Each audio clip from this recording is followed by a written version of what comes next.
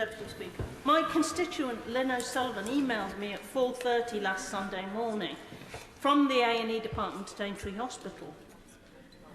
She said this: "Good morning, Maria. I email you in a last bid for help. I've been sat in Aintree Hospital A&E since Friday with my father, who was sent here by his GP. We arrived at 10:30 on Friday with my father, who they think suffered a stroke. They admitted my dad, saying he needed a bed, an MRI scan and some other tests. We're still sat in A&E awaiting a bed, on hard seats, having slept here since Friday. It's now our 42nd hour, sat in A&E. I'm at my wit's end trying to get help.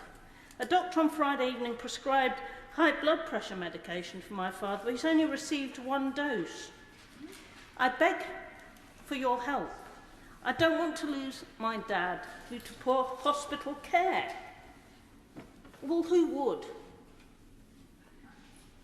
Lynn's father finally got a bed 54 hours after he'd been sat on a hard seat in A&E at Aintree Hospital.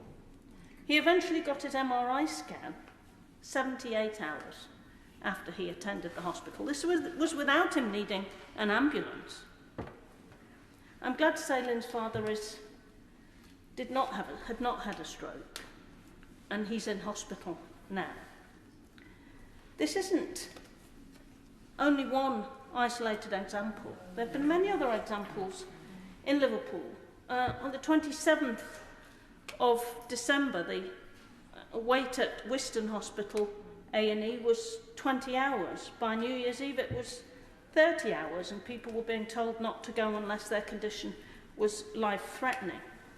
At the new Liverpool Royal, staff were having to go around with a big list telling people that there was a 30-hour wait for a bed. Somebody was reported as saying there'd been a big 3-page list of all the people who were waiting for a bed, being touted around by one of the staff. This isn't only appalling for patients, Mr. Deputy Speaker. It's terrible, terrible for staff.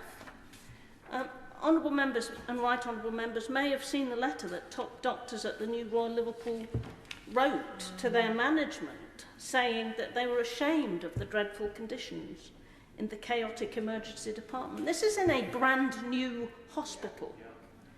They described the New Royal's accident and emergency as overcrowded, chaotic and unpleasant, with an unacceptable and unsafe reliance on corridor care. The letter stated that the need to utilise the waiting room and X-ray waiting area chairs to house patients awaiting admission is completely unacceptable.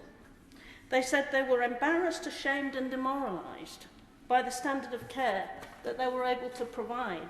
Yet what have we heard from this government? I'm sorry the Secretary of State's no longer in his place, but I'm afraid he's come across today as complacent. He did on Monday as well when he gave a statement to the House. I'm afraid he disappeared over Christmas. There's no point talking about winter pressures in January.